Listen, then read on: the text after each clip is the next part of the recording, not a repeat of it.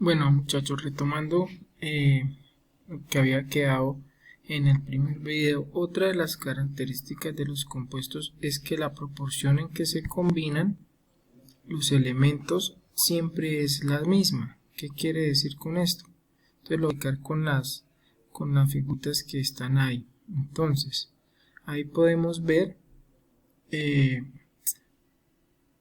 estamos combinando ácido clorhídrico más hidróxido de sodio. Entonces, para que ustedes no se compliquen todavía con esos nombres, porque aún no tienen los conceptos ni los conocimientos para ello, entonces lo hice por colorcitos. Entonces, ahí vemos que se mezcla el ácido clorhídrico, que son una fera verde, una fera rosada, con el hidróxido de sodio, que es una fera marrón, una roja y una rosada.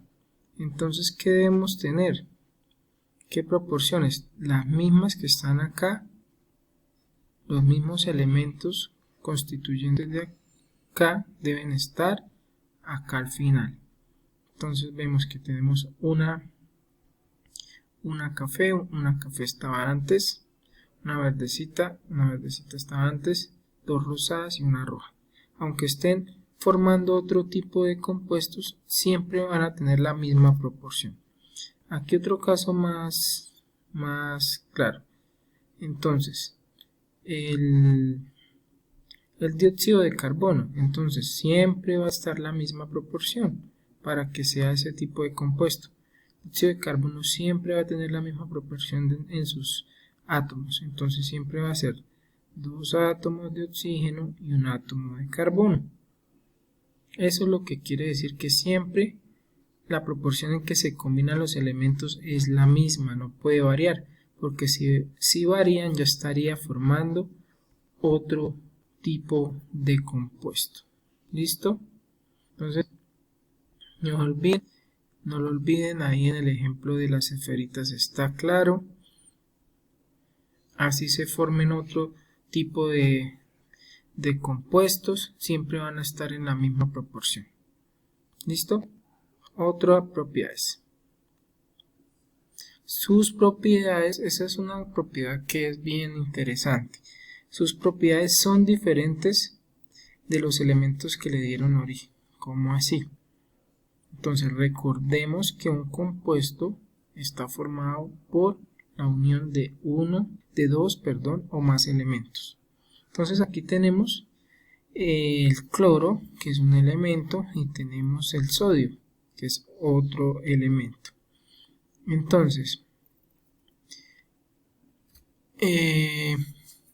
ambos elementos tienen unas características particulares, tanto el sodio como el cloro. ¿Y cuáles son esas propiedades? Algunas de ellas es que el cloro es un gas que es muy fuerte, que puede llegar a ser tóxico, lo mismo el sodio, que es muy reactivo. Entonces esas son las propiedades individuales de los elementos, ¿sí? Entonces yo les pregunto o les hago que se cuestionen acerca de lo siguiente: ¿ustedes podrían consumir cloro? ¿O ustedes podrían consumir sodio en estado puro? No, ¿cierto? Porque podría ser tóxico, porque eso hace parte de sus propiedades como elementos. Pero ¿qué pasa? Como vemos allí, cuando en un compuesto tengo esos dos elementos, ¿qué creen que podría pasar? Entonces, ¿qué pasaría si son dos elementos que pueden ser potencialmente nocivos para el ser humano si los consume? El cloro y el sodio. Entonces todos pensaríamos que a partir de esas características y esas propiedades que hablamos, sería un elemento muy peligroso, pero resulta que al formar un compuesto me forma el cloruro de sodio, que es la sal de mesa común. Entonces, interesante que ahí se está cumpliendo esa propiedad. Las propiedades de los compuestos son diferentes a las propiedades de los elementos que la constituyen, muy diferente a la toxicidad que podría tener el cloro y que podría tener el sodio. Entonces, esta es una propiedad muy interesante. Ahora quiero hablarles acerca de la pureza química.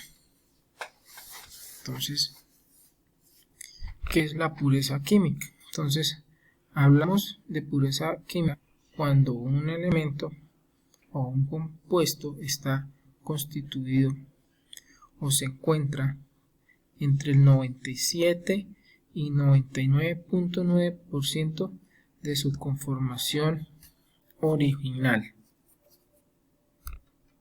Entonces ustedes me van a preguntar, pero profe, ¿cómo así? ¿Un elemento no está puro?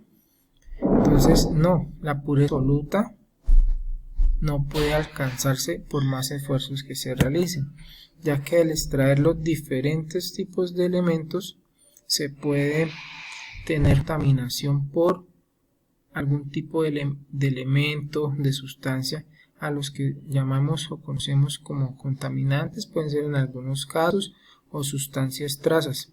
Son otras pequeñas cantidades, pero nunca se llega a 100%. El caso es el oro. El oro se puede extraer de la mayor pureza, pero nunca va a alcanzar el 100%. Ahorita vamos a ver una tablita que nos demuestra esta afirmación. Entonces, en los procesos de extracción de los elementos o de obtención de los mismos, siempre se va a presentar que en dichos procesos se puedan mezclar o se puedan contaminar con otro tipo de sustancias, por más pequeña que sea la cantidad, por más. Entonces, en lo que les hablaba de oro, supongamos el oro se mide por eso en quilates. Entonces miramos que en los 24 quilates tiene el 99% de pureza, es decir, no alcanza el 100%. Ese 1% que le hace falta, ¿en qué está? En otros metales que pueden estar asociados, en su proceso de extracción, de purificación. Entonces ahí podemos confirmar lo que estamos hablando, y a qué me refiero en cuanto a pureza. Entonces, pureza es como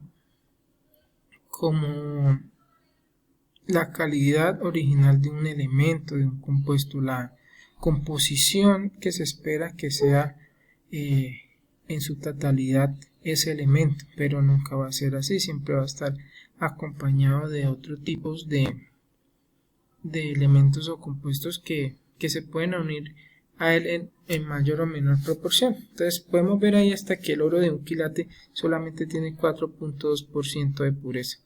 Entonces es más otros elementos que oro.